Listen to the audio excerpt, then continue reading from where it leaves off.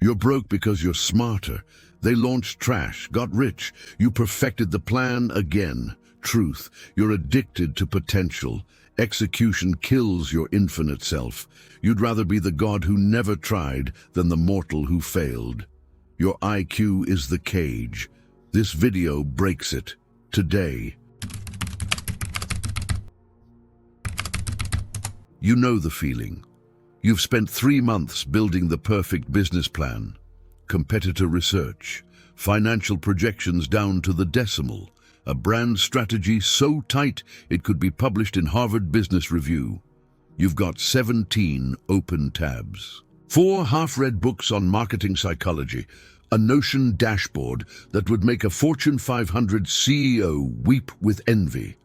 And you haven't made a single dollar. Not one. Meanwhile, someone with 1/10 of your intelligence, 1/5 of your preparation, and a video shot on their iPhone just hit 6 figures. You tell yourself the market is stupid, that they got lucky. That quality will win eventually. But here's what you won't admit, what you can't admit, because it would shatter the entire identity you've built since you were 7 years old, and adults told you that you were special, that your intelligence was your superpower. Your intelligence isn't the solution to your financial stagnation, it's the cause. Your IQ isn't the engine of your wealth, it's the prison. And every day, you spend in another planning session, another research rabbit hole, another strategy refinement. You're adding another bar to your cell. You think you're building an empire. You're actually building an elaborate excuse, a fortress of potential, where you never have to face the one thing that terrifies you more than failure, the limitations of your actualized self. This video is not about learning to work harder. It's not about another productivity hack or morning routine. This is about diagnosing and dismantling the single most expensive psychological defense mechanism in your arsenal, the one that's kept you smart, admired, and broke. I'm going to show you why your intelligence has become a weapon pointed at your own success. Why research is your drug of choice. Why perfectionism is just cowardice in a lab coat. And most importantly, I'm going to reveal the precise psychological shift that separates the perpetual student from the strategic executor, the one who theorizes wealth from the one who builds it. The difference between the person who knows everything about business strategy and the person who owns a business. By the end of this video, you will understand why your unlaunched projects are more valuable to your ego than your launched ones ever could be, and you'll be forced to choose, stay infinite or get rich. Your cursor is frozen because part of you knows clicking away now would be self-betrayal. That hesitation, that's your hidden self fighting to stay awake. This is your line. Cross it. Subscribe. This isn't content. It's cognitive warfare. Prove you're in. Comment, cognitive war. Anything less is surrender. See what others miss. Know what others fear. Become who others can't. This is the hidden self. Let's begin. There's a figure in Jungian psychology that you need to meet. His name is whispered in every executive coaching session where the client is brilliant, charismatic, overflowing with ideas, and somehow can't seem to build anything that lasts. He appears in every boardroom where the strategist can see 10 moves ahead but never makes the first one. He lives in your project folder. He's the Puer Aeternus, the eternal youth. The one who lives not in the world of matter, but in the world of possibility. And he is why your bank account doesn't match your IQ. The Puer is the archetype of pure potential. He exists in the realm of ideas, of vision, of what could be. He's the entrepreneur who has 12 business ideas before breakfast, the creative who starts a novel, a screenplay, a podcast, and a YouTube channel in the same month, finishing none. He's the consultant who can diagnose any company's problems but has never run one. He is you. At least, he's been running your financial life, and he's bankrupting you. Jung described the pure as someone who refuses to land, who lives in the air, in the mind, in endless adolescent possibility, because the moment he touches ground, the moment he commits to one path, one business, one executed idea, he becomes defined, limited, mortal. And for the pure, that's a death sentence. Because your entire identity since childhood has been built on one foundation. You are special because you are smart. Your value isn't in what you've done, it's in what you could do. You're not the person who built the company, you're the person who could have built it better.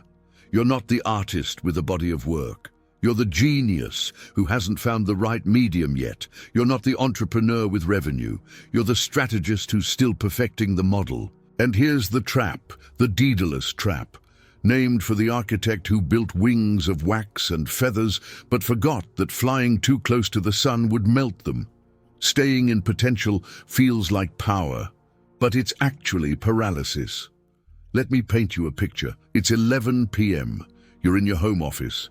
There are 3 monitors in front of you. One has your competitor's Instagram. Another has a Google Doc titled Q4 Strategy V7 Final. The third has a YouTube video explaining the psychology of viral content. You've been here for 4 hours. You've learned a tremendous amount. You've optimized your value proposition. You've discovered a gap in the market. You've refined your messaging to perfection. And you have not written a single email to a potential customer. You have not recorded a single piece of content. You have not built a single landing page. You have not moved 1 inch closer to revenue. But, and this is the critical part, you feel productive. You feel smart. You feel like you're doing business strategy, leadership development, high-performance work. You're not. You're engaging in what I call intellectual masturbation. The sensation of progress without the reality of it, the dopamine of learning without the risk of doing. And your pure loves it, because as long as you're in the research phase, the planning phase, the optimization phase, you are still infinite. You are still the person who could build an empire. You haven't yet become the person who built a mediocre landing page that 3 people visited. Here's what you need to understand about the Puer. He doesn't fear failure. He fears finitude. He fears the moment when his beautiful, perfect, theoretical business model collides with the messy, chaotic, indifferent reality of the market and reveals that he is not, in fact, a god among men. That his intelligence, while high, does not exempt him from the same brutal laws of execution, iteration, and perseverance that govern everyone else. That his ideas, no matter how sophisticated, have to be tested in the crucible of reality. And reality doesn't care about your IQ, it cares about your output. The Puer would rather be the eternal promising talent than the actualized mediocrity. So he stays in the air, he stays in the whiteboard session, he stays in the strategy document. And he calls it preparation. But preparation without execution isn't preparation. It's avoidance, and the market doesn't pay for avoidance. It pays for solutions, delivered, now, imperfectly. And here's the thing that's going to sting. You know this. On some level, you've always known this. Every time you open another research tab instead of writing the sales email, you feel it. Every time you say, "I'm not ready yet," when you have more knowledge than 90% of people in your niche, you feel it. That quiet voice that says you're stalling, you're hiding, you're choosing the safety of infinite potential over the danger of finite reality, and you hate that voice, because that voice is telling you that your intelligence, your research, your perfectionism, your endless strategic refinement isn't making you better.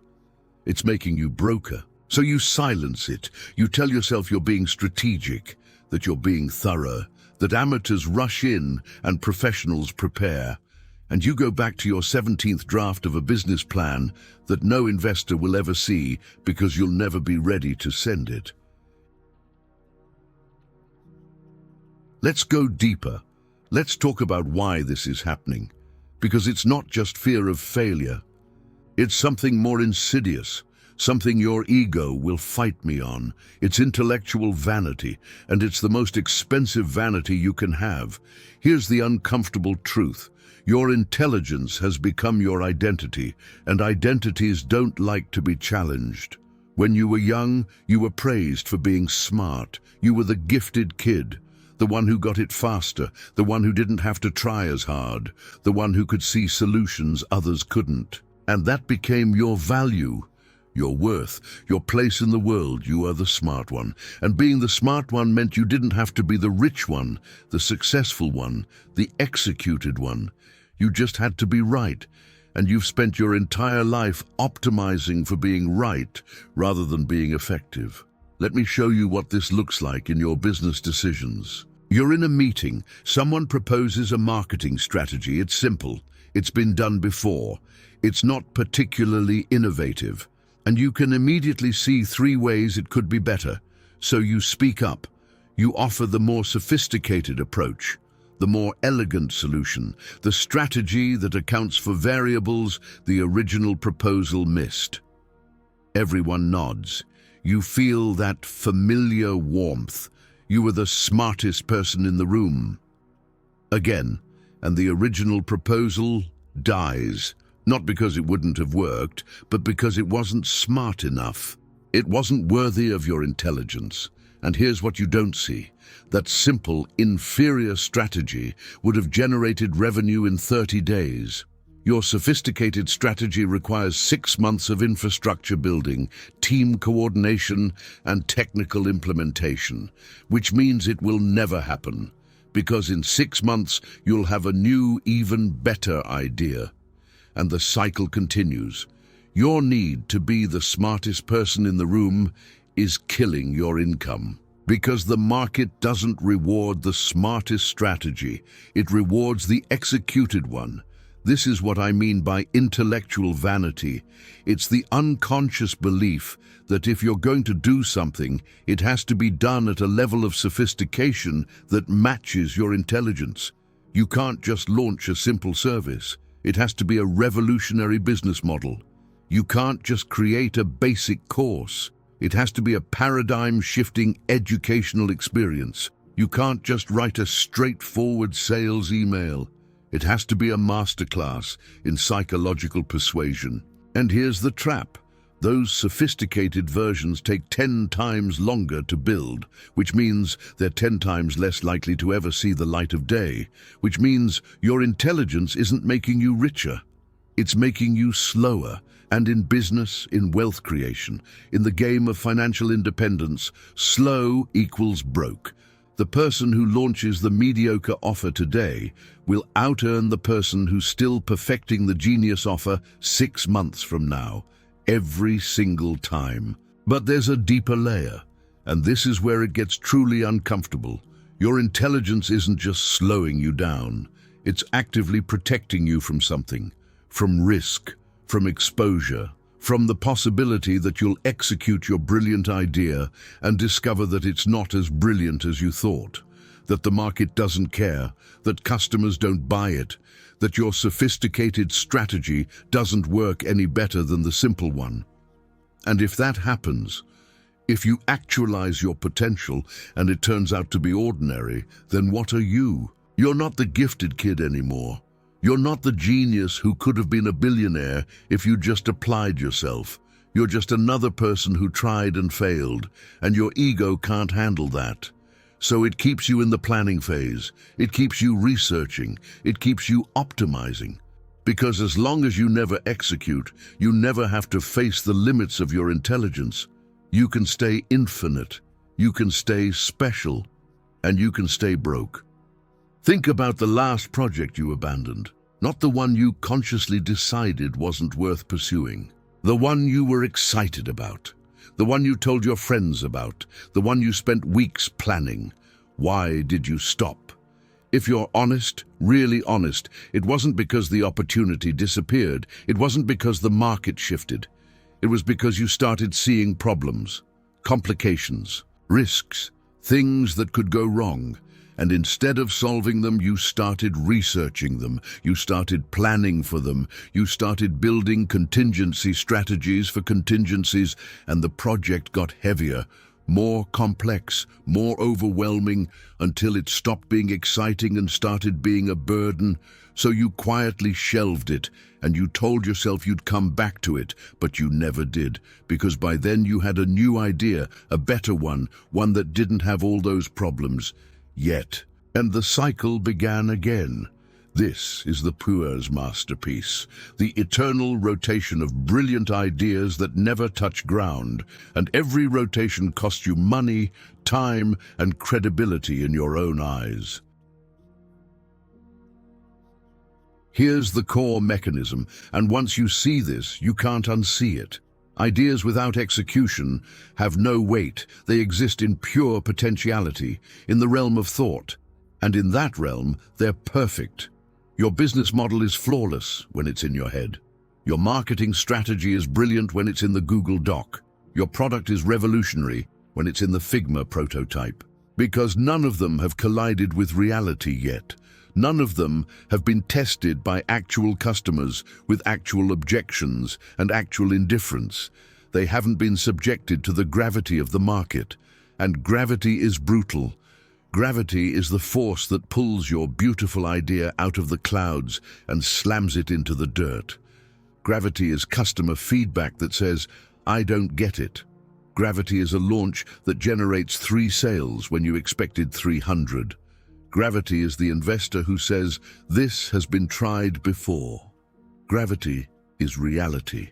And the Puer hates gravity. Because here's what happens when your idea gains weight, when it becomes actual executed work in the actual market. It becomes defined, it becomes measurable, it becomes comparable, and it becomes improvable. Which means it's admitting it's not already perfect. Your theoretical business model is a perfect 10. Your launched business is a 6 that's trying to become a 7. Your imagined course is transformative. Your actual course has 2-star reviews from people who say it's too long. Your vision for the company is inspiring. Your actual company has cash flow problems and a customer support backlog. And this is the moment where most high IQ entrepreneurs break. Because they thought their intelligence would exempt them from this. They thought that if they planned well enough, researched thoroughly enough, strategized brilliantly enough, their execution would be as perfect as their idea. And it never is. It can't be. Because ideas exist in frictionless space. Execution exists in the world of matter, of resistance, of 1,000 variables you can't control. And when you're the person whose entire identity is built on being smarter than everyone else, discovering that you're subject to the same messy, frustrating, humbling process of iteration as everyone else feels like a personal failure. So you retreat. You go back to the whiteboard. You tell yourself the execution was flawed, not the idea.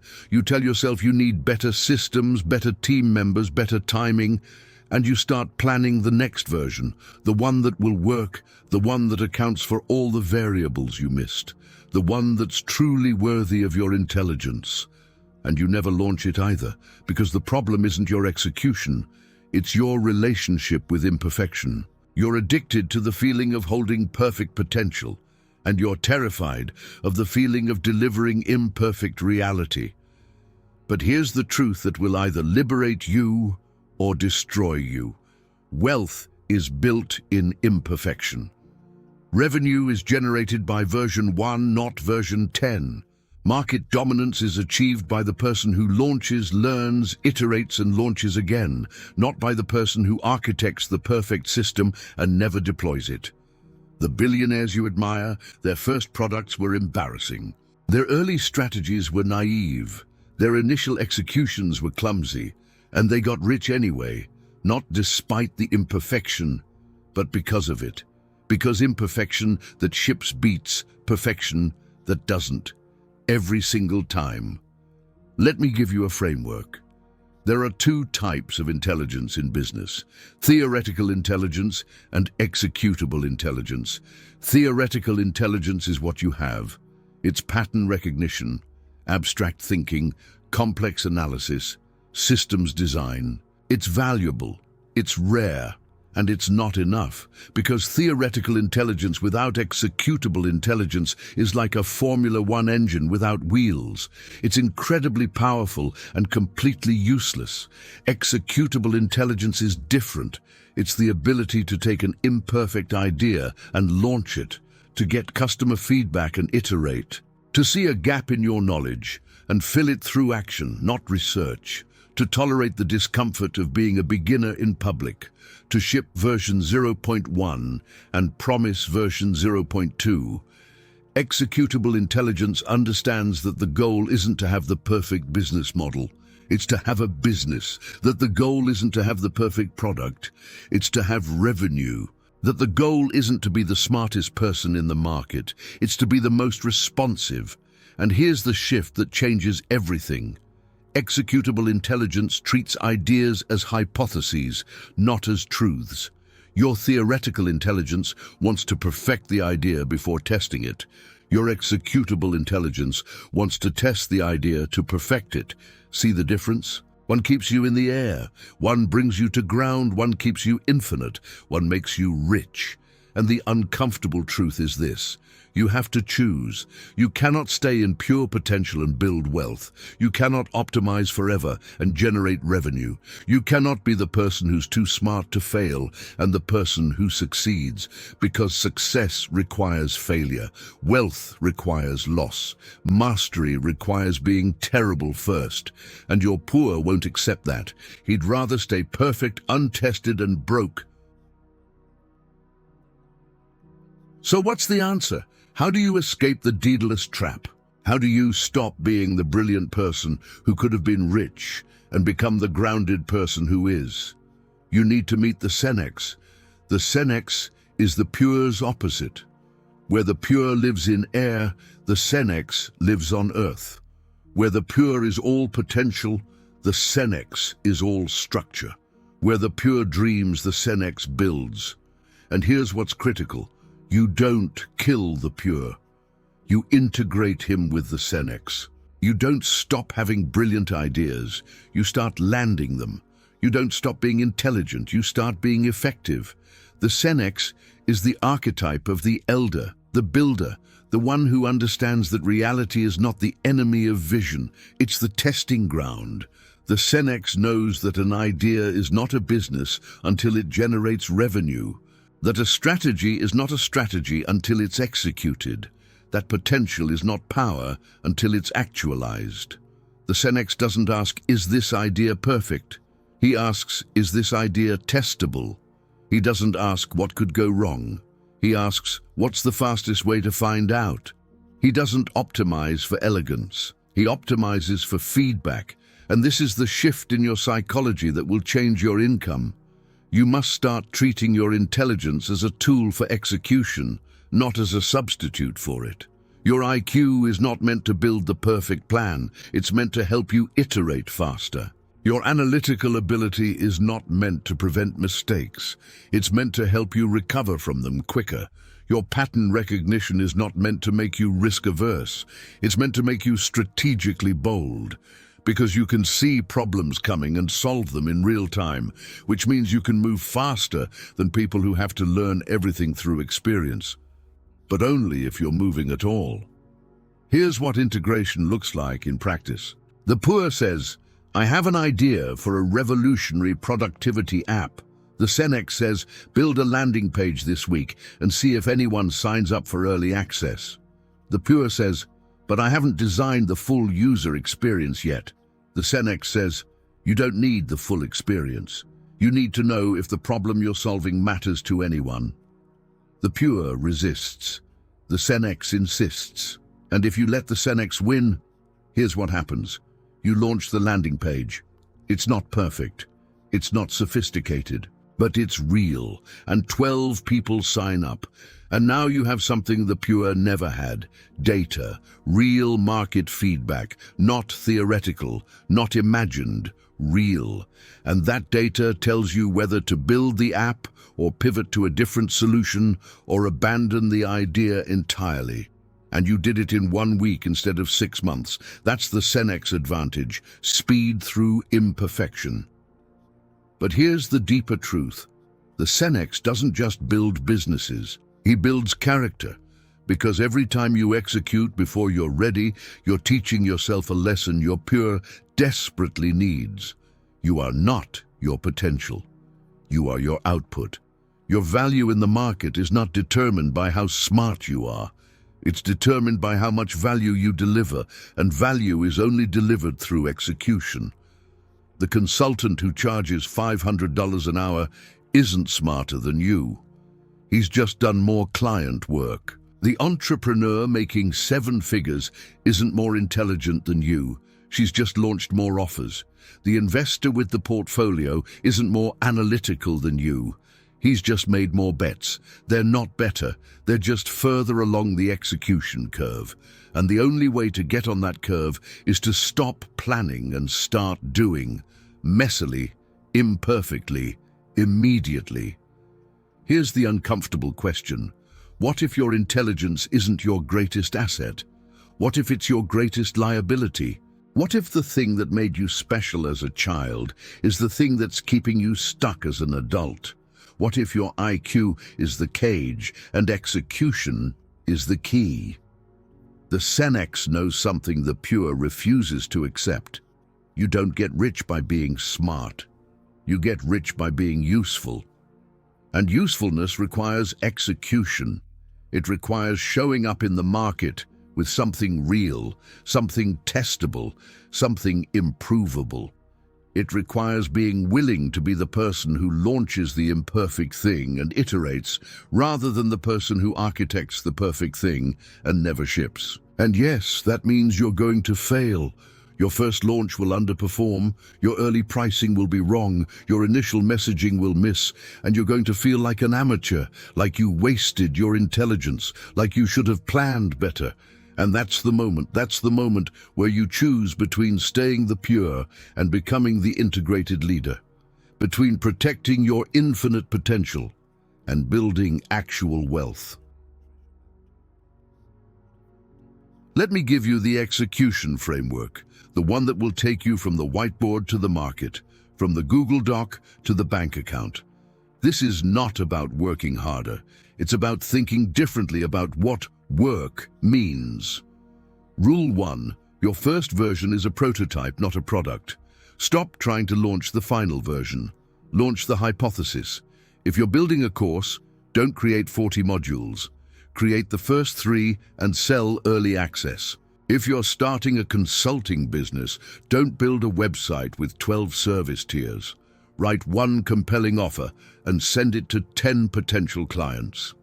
If you're developing a SaaS product, don't build the full feature set. Build the 1 feature that solves the core problem and get 5 beta users. Your first version's job is not to be complete, it's to generate feedback. And feedback is the only thing that turns your theoretical intelligence into market intelligence. Rule 2. Set execution deadlines, not perfection deadlines. The Puer says, "I'll launch when it's ready." The Senex says, "I'll launch on Friday." And this is critical. The deadline is not negotiable. It doesn't matter if you feel ready. It doesn't matter if you've solved every edge case. It doesn't matter if the design is polished. Friday means Friday. Because the deadline is not about the project, it's about training your psychology. Every time you launch before you feel ready, you're proving to your Puer that imperfection is survivable, that the market won't destroy you for shipping version 0.5. That feedback is more valuable than flawlessness. And after 10 launches, you'll notice something. You're no longer afraid of imperfection. You're addicted to iteration. And that's when your income starts to match your IQ. Rule 3. Measure output, not input. Stop tracking how many hours you spent on strategy. Stop counting how many books you read on business models. Start tracking how many offers you made, how many pieces of content you published, how many sales conversations you had, how many products you launched. Because the market pays for output, not input. You can spend 60 hours perfecting a pitch deck and 0 hours pitching, and you'll make $0. Or you can spend 10 hours creating a decent pitch and 50 hours pitching, and you'll close clients. The Puer measures input because it makes him feel productive without requiring risk. The Senex measures output because output is the only thing that generates revenue. And if you're serious about escaping the Daedalus Trap, you need to become ruthless about output. Set a weekly execution quota, 3 sales emails, 2 pieces of content, 1 new offer, whatever your number is, hit it. Every week.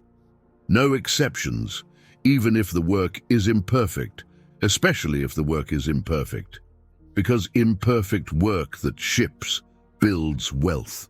Perfect work that doesn't ship builds ego. Rule 4. Replace research with testing. Every time you feel the urge to do more research, ask yourself, can I test this instead? You want to know if your offer will resonate. Don't survey 50 people. Make the offer to 5 and see who buys. You want to know if your content strategy will work? Don't study algorithms for a week. Post every day for 2 weeks and watch what happens. You want to know if your pricing is right?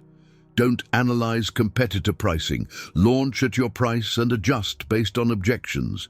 Testing is faster than research. Testing is cheaper than research. And testing gives you the one thing research never can: reality. The Puer researches because research feels like progress without consequences. The Senex tests because testing creates real data, real relationships, and real revenue. And here's the shift. Once you start testing, you'll realize that most of what you were researching doesn't matter. The market will teach you more in 2 weeks of execution than 6 months of analysis ever could. Rule 5, build in public.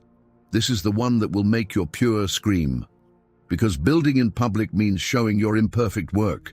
It means posting about your failed launches. It means sharing your revenue numbers when they're embarrassing. It means documenting the messy process of iteration. And it means giving up the protection of privacy. But here's why it's critical. Building in public creates accountability. When you announce your launch date publicly, you can't quietly push it back. When you share your goals with your network, you can't abandon them without consequence. When you document your process, you create evidence that you're moving, which makes it harder to slip back into pure planning. And there's a second benefit. Building in public attracts opportunity, customers, partners, investors, mentors, because people don't invest in potential, they invest in momentum. And momentum is only visible through execution. The person who's publicly iterating, failing, learning, and shipping is infinitely more attractive than the person who's privately perfecting, even if the public person's work is objectively worse. Because the market knows the person who ships will eventually ship something great. The person who perfects will eventually perfect themselves into irrelevance. Let's bring this home. You're standing at a choice point, and it's not a choice between success and failure. It's a choice between 2 identities, the Puer or the integrated leader, the person of infinite potential or the person of actualized wealth. And here's what you need to understand. You cannot have both. You cannot stay in the air and build an empire on the ground. You cannot be the genius who never shipped and the entrepreneur who generated revenue. You cannot optimize forever and execute today. The Daedalus Trap is not a planning problem. It's an identity problem. And the only way to escape it is to consciously, deliberately, painfully let go of being the person who could have been anything and become the person who built something, even if that something is smaller than your potential, even if it's less sophisticated than your intelligence suggests it should be, even if it requires you to be a beginner in public, even if it means discovering that you're not as special as the Gifted Kid program told you that you were. Because here's the final truth. You're not special because of your potential. You're special when you actualize it. The market doesn't care that you could have built a better product. It cares about the product that exists. Your bank account doesn't care that you're smarter than your competitors. It cares that they shipped and you didn't. Your future self doesn't care that you had brilliant ideas. It cares that you built a portfolio of executed work that generates wealth, freedom, and options. And the only way to get there is to start treating execution as your identity. Not as a phase you'll get to after you've perfected the plan, not as something you'll do when you feel ready, but as who you are. You are a person who ships, who launches, who executes before you're ready and iterates after you've failed, who values feedback over perfection, who measures output over input, who builds in public, who tests instead of researching, who lands ideas instead of letting them float forever in the realm of possibility. And when you make that shift, when you integrate the Senex with the Puer, something extraordinary happens. Your intelligence stops being your cage and starts being your weapon. Because now you're not using your IQ to avoid risk. You're using it to take calculated risks faster.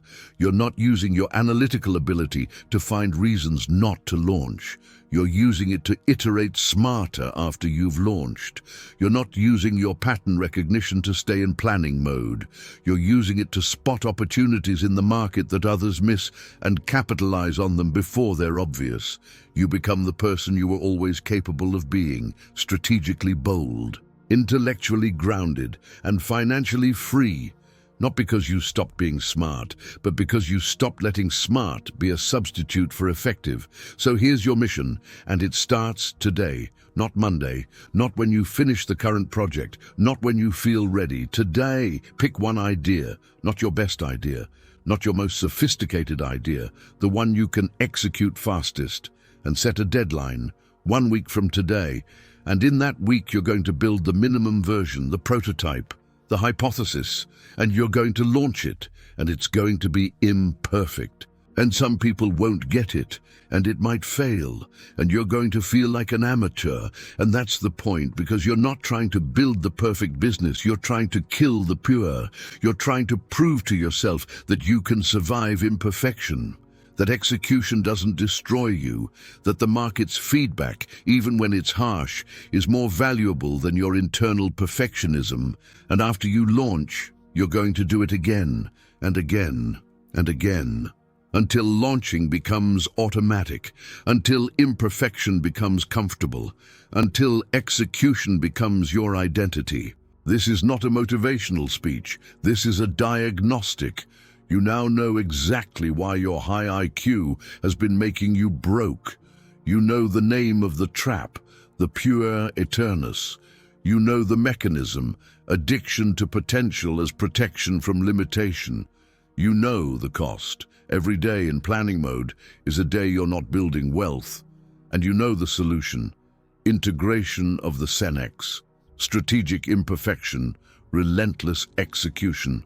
What you do with this knowledge is the ultimate test of whether you're serious about wealth or just serious about feeling smart. Comment "I execute" if you're ready to choose actualization over potential, if you're ready to land your ideas and build your empire, if you're ready to become the person your bank account has been waiting for. And here's what I need you to understand. This channel is not for people who want to feel better about their procrastination. It's not a support group for perpetual planners. This is a training ground for the psychologically elite, for the people who are willing to confront the uncomfortable truths about their own minds and leverage them for real-world power. If that's you, if you're ready to see what others miss, know what others fear, and become who others can't, then subscribe.